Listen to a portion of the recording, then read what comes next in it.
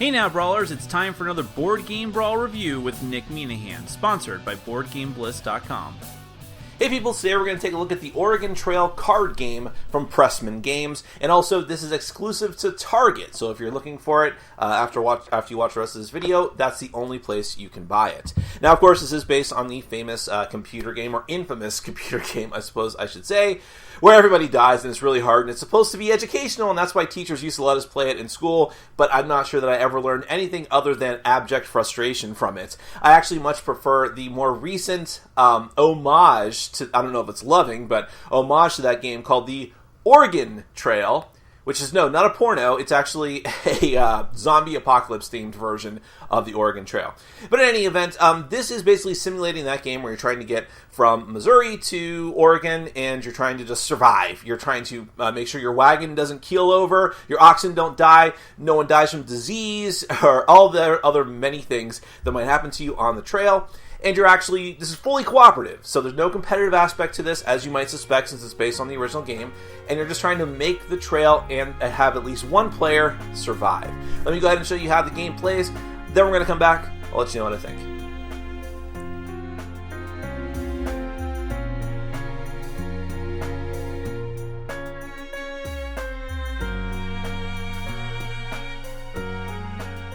The Oregon Trail card game is a fully cooperative game for 2 to 6 players, and is based on the infamous computer game. The goal is for at least one remaining player to get from the Independence, Missouri card to the Willamette Valley, Oregon card, which you lay on the table about 3 feet apart from each other.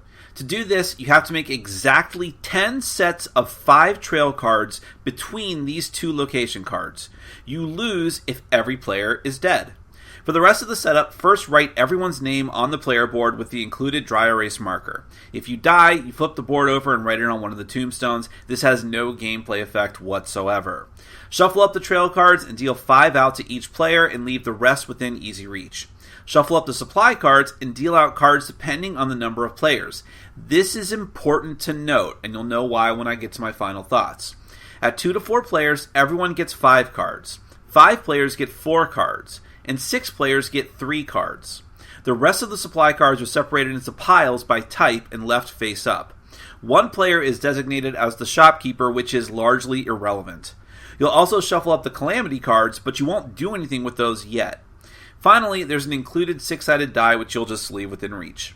Decide who goes first, and they will start the game off by playing a trail card next to the Missouri card. Any card can connect to the beginning and end cards. After this, each player takes their turn in clockwise order, and on your turn you must either play a trail card if you have one, and if it can actually connect to the previous card, or discard a supply card in lieu of playing a trail card, but this is optional. You may also play one and only one supply card to address an ongoing calamity, and this counts as your play for the turn. In a 2-player game, you can actually play 2 supply cards per turn if you must. If you don't have any legal trail cards and don't want to use a supply card, you must draw a trail card and then end your turn. This is the only time that you draw trail cards, by the way. There are a few different kinds of trail cards. Some are harmless and just continue the trail, though you must be able to connect them to the previous card, as I said before. Some require that you ford a river by rolling a die and hoping for an even number. If you get an odd number, you'll have to discard a supply card if you have one. Now, if you don't have one, your neighbor must lose one at random. This is actually a standard rule for the game in case any other card forces you to do that as well. Still, other cards require that you draw a calamity card, which I'll get to in a moment. Lastly, in the trail deck, there are 2 each of forts and towns. These are safe spaces. They can connect to any part of the trail, and any part of the trail can be attached to them. The fort lets you collect 2 supply cards, and the town lets you get either 1 supply card or remove a calamity card that is still in play. Speaking of those calamities, when you're forced to draw them, you'll either have to resolve them immediately, or they'll linger around until someone gets rid of them.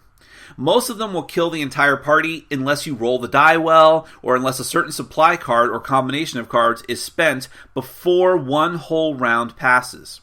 You might break a wheel, come down with disease, or freeze to death.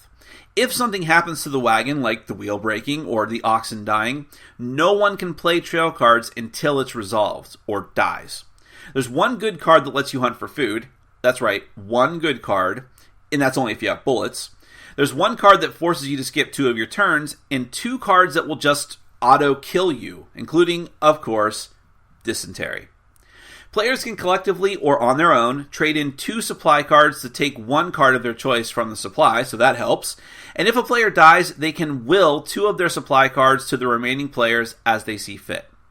When a 5th trail card is played and resolved, you take the first card in that set of 5 and place all 4 other cards underneath it, and then connect that stack back to the trail. This is how you're going to win the game. This happens every time 5 cards have been played. When the 10th stack is complete and there's at least 1 other player still alive, you win the game.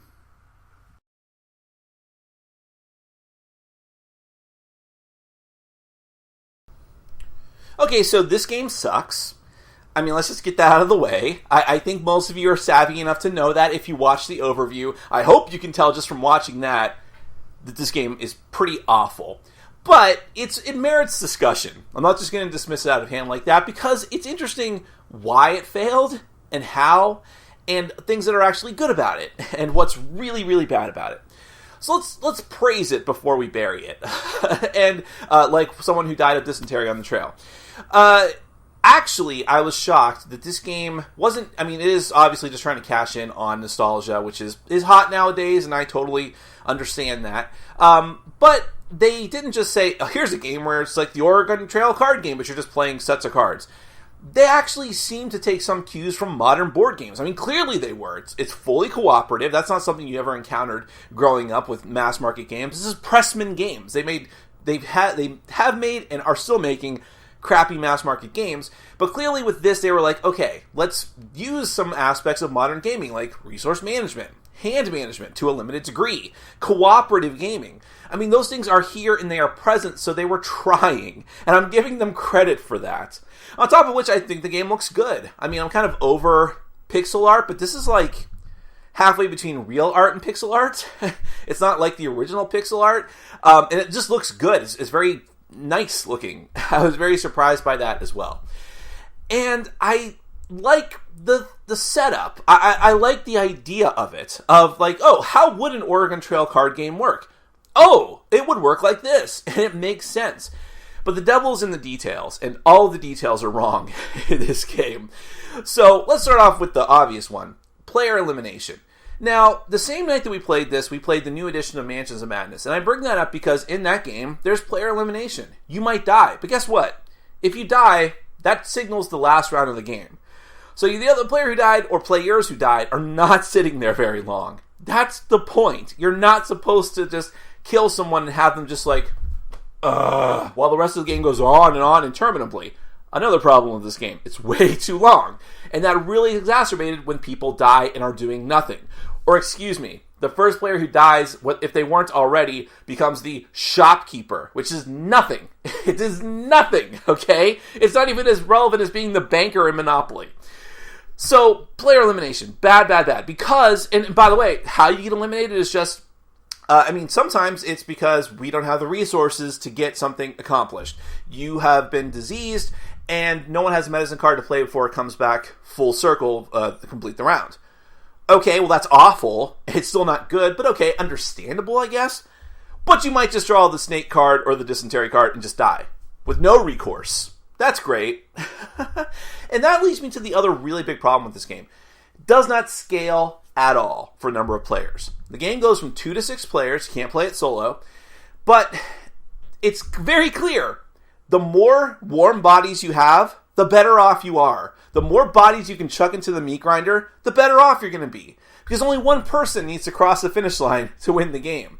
So the more people you have that are not going to die instantly from cards like that, the better. I mean, that's pretty obvious. But even with the supply cards, that's obvious. And this is why I made a point of mentioning that, the exact quantities of cards that you get for supplies in the beginning of the game in my overview. Because at 6 players, you each get 3 cards. Well, that's 18 cards. But at 2 to 4 players, first off, it's weird that all 3 of those player counts are lumped together. But okay, you get 5 cards each. Which, okay, you get more cards. But there's still less of you. Which means at 2 players, you have a total of 10 cards. But at 6 players, everyone gets 3. And you can all play cards on each other. So that's clearly better. It's clearly not scaling for that. And it's the same if and when you go to 3 players, it's also awful. And then it's just not a good thing. Even between the other player accounts, it's all out of whack. They didn't put any effort whatsoever into making sure that the game is actually playable at different player accounts. It's not really playable at all anyways. Okay, I'm getting off tangent. But the whole goal of the game of making the stacks of cards, that's fine. Except that, again, it's way too long. 10 stacks is too much. I don't even care if you did that just to make the game harder. That's fine, but it's still too long. I don't care about the difficulty. I care about the length of it.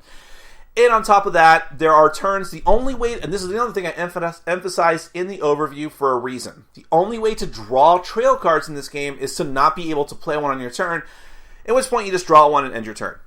So, especially in a multiplayer game with a lot of players, you are just, a lot of times you're just like, draw a card, can't play it, okay, go.